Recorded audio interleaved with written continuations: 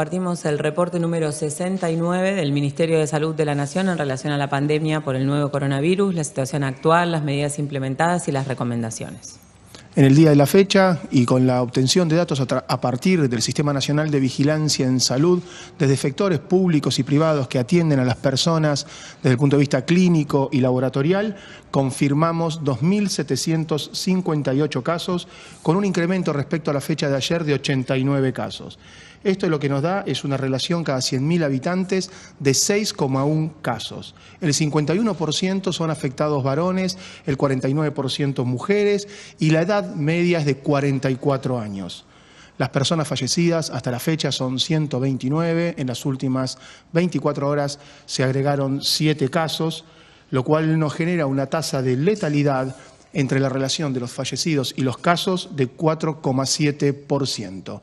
Y una tasa de mortalidad general por millón de habitantes de 2,8 fallecimientos por cada millón. La edad media que afecta a nuestra población fallecida es de 72 años. El 31% de los casos confirmados se relaciona con viaje, el 36,3% se relaciona con un contacto, con un caso sospechoso confirmado de coronavirus y el 17,3% es de transmisión comunitaria. Esta transmisión comunitaria la estamos observando en el área metropolitana de Buenos Aires, en la provincia de Chaco, la estamos observando en la zona de Santa Fe, en su capital, en Rafaela, en Rosario, la estamos observando en ciudades de Río Negro, como es en Bariloche, Choel, Catriel, en Chipoleti y en Ushuaia, en Tierra del Fuego. La transmisión local, en conglomerados, la observamos en la capital de Córdoba, Altagracia, Río Cuarto y en Neuquén, en Loncopué. 22 son las provincias que han confirmado casos en base a su evaluación, 127 los pacientes internados en unidades de terapia intensiva, 685 ya son pacientes, personas que han sido dados de alta, de los cuales 533 tienen una alta definitiva y tenemos a 152 personas con altas transitorias. 23.976 personas han sido descartadas como casos en un 97,8% con análisis de laboratorio realizados por la red y el resto por criterios epidemiológicos. 30.942 son los test de diagnóstico que se han realizado de coronavirus en nuestro país, en una red de 142 laboratorios públicos y privados, de los cuales ya 77 han realizado cada uno por lo menos más de 10 determinaciones de coronavirus. Esto lo que nos genera es una relación de 682 test por cada millón de habitantes y el porcentaje acumulado de positividad sigue descendiendo, se encuentra en 10,2.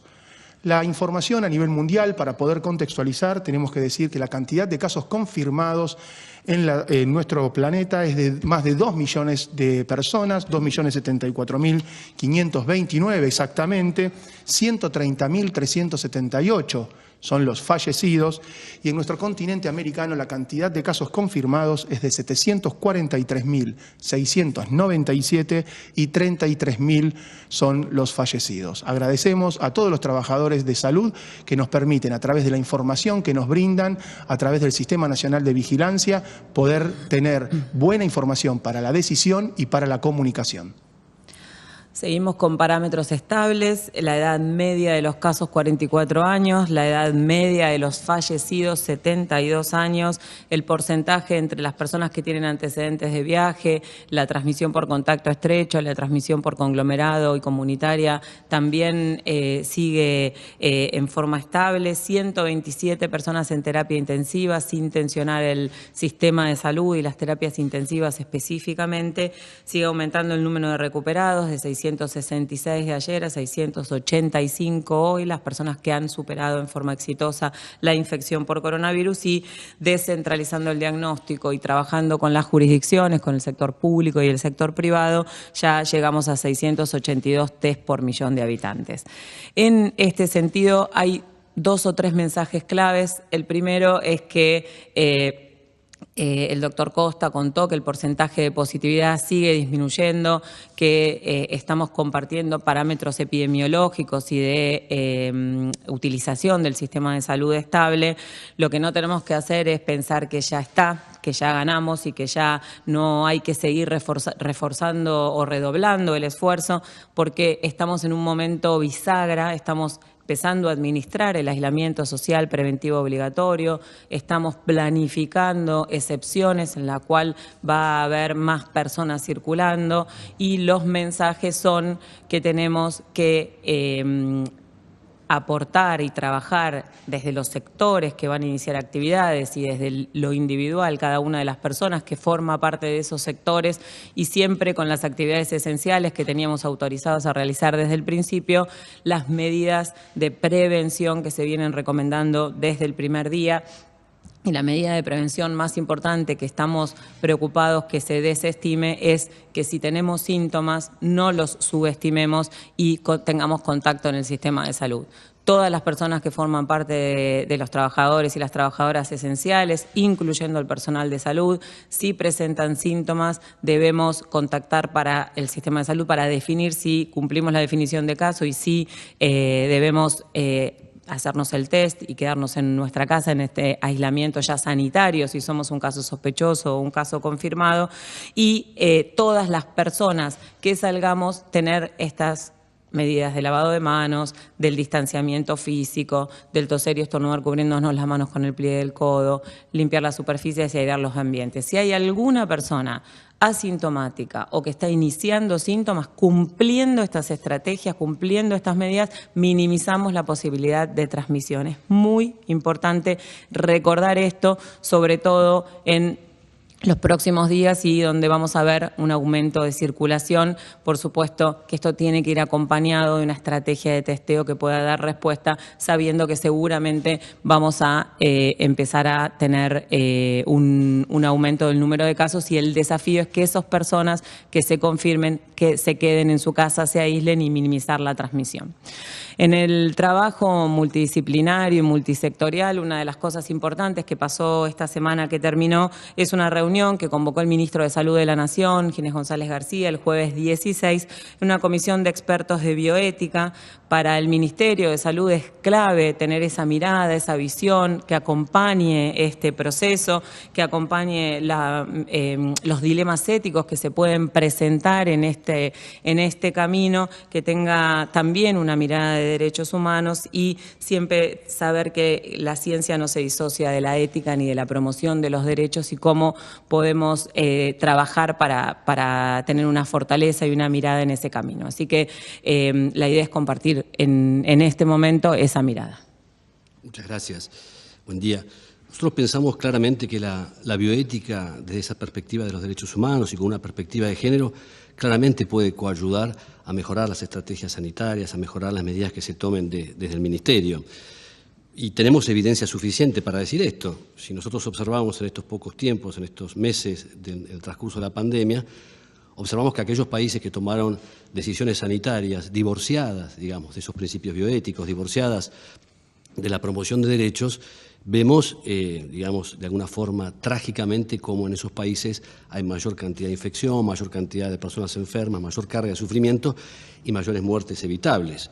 Entonces consideramos que la bioética puede ayudar a sostener estas medidas y a sostenerlas en el tiempo y generar convicción en la comunidad de que es la mejor alternativa posible las medidas que se tomen. En este sentido, yo creo que la epidemia también plantea un gran desafío en las estructuras sanitarias porque de una atención centrada en el paciente, claramente tenemos que transmutar a una atención centrada en la comunidad. Y desde la bioética también, desde la bioética hospitalaria, clínica tradicional, tenemos que pasar a pensar en una bioética comunitaria. Y para esto creo que es muy importante pensar en aquellos principios que regulan o que orientan la salud pública. Estos principios básicamente podríamos decir que son el respeto por la dignidad personal, la justicia, la solidaridad y la confianza pública. Pero como todos los principios que son generales, son aspiracionales, nosotros pensamos que deben tener posibilidades de uso, es decir, que le sirvan a la gente, que sirvan para que realmente podamos vivir mejor.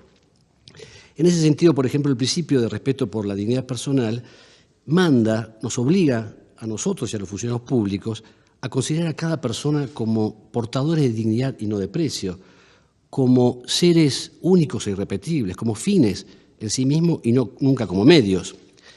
Estrategias de salud pública bien orientadas quizás pueden fracasar cuando desde presupuestos subyacentes se piensa que determinados grupos vulnerables, por ejemplo, son portadores de un saber equivocado o tienen incapacidad para ejercer sus derechos o tienen dificultades de autonomía. Y esto se ve claramente, por ejemplo, con grupos vinculados a la pobreza o a adultos mayores. Y esto genera claramente decisiones sanitarias ancladas en la discriminación, que se puede llamar viejismo, edadismo o la porofobia en el caso de la pobreza. Y también tenemos aquellos principios que tienen alcance más general en las políticas sanitarias, como son la justicia, la solidaridad y la confianza pública. Nosotros creemos que la bioética y la promoción de derechos pueden promover una adhesión social mayor a las políticas vinculadas al aislamiento social preventivo y obligatorio. En la medida en que estos principios puedan desarrollar, pensar en una construcción colectiva, pensar en ayudar a aquel que más lo necesite, y en donde la solidaridad en contextos de cuarentena se plasma en el convencimiento de que esa cooperación social es necesaria. A mí me gustaría que la cuarentena tenga más adhesión social por convicción que por la amenaza de la sanción penal, ¿no? Y esto creo que en estos momentos, cuando quizás necesitemos continuar con algunas limitaciones de la libertad ambulatoria, es muy importante que se consideren estas cuestiones de justicia y de solidaridad. Otro ejemplo concreto, justicia. Las instituciones de salud tienen que intentar repartir con equidad las cargas que imponen las estrategias de salud pública. Aquellas personas, yo tengo presente, por ejemplo, donde quizás el aislamiento social preventivo y obligatorio es una quimera, en aquellas barriadas, en aquellos sectores populares, yo creo que la actividad sanitaria pensada con justicia tiene que ver con brindar condiciones dignas de aislamiento a esas personas. Eso es un imperativo ético, pero también al mismo tiempo es una estrategia racional de salud pública. Para terminar brevemente, también creo que la epidemia, como todas las epidemias, significa un momento trágico, pero también significa una gran oportunidad. Y yo creo que en este momento esta epidemia es una gran oportunidad para relanzar la convicción de tener una salud pública robusta, de alcance universal, anclada en la solidaridad, en la justicia y en la equidad. Esto es esencial. No esperemos otra epidemia para estar convencidos de esto. Y en lo personal, en las relaciones nuestras, de la cotidianeidad, quiero recordar a un gran maestro, Carla, de la ética y de la vida, que nos decía, ética es muy simple, ética es el otro. Y si nosotros tenemos esta convicción de que la ética es el otro, para esta epidemia y para las próximas vamos a tener un convencimiento muy claro de que nadie se salva solo. Estamos trabajando también con esa mirada. Desde el primer día se informó que el Estado Nacional había tomado medidas oportunas y medidas importantes y que está trabajando con los estados provinciales, los municipios. Siempre se incluye también a los barrios como actores fundamentales en este abordaje particular, a los barrios que viven en situación de hacinamiento, y el rol de cada una de las personas como también actores fundamentales en relación a lo que hagamos. Cada uno va a determinar y cada una va a determinar cómo nos pueda ir en esta epidemia, y nosotros en este trabajo desde el Estado Nacional hasta cada ciudadano y cada ciudadana confiamos en el rol de cada uno, desde la información, desde la recomendación basada en la evidencia, con empatía y con respeto. Y queríamos terminar con una frase que el doctor Tedros, el director general de la Organización Mundial de la Salud, dijo al principio de la pandemia: es tiempo de hechos, no de miedo, es tiempo de ciencia, no de rumores, y es tiempo de solidaridad, no de estigma.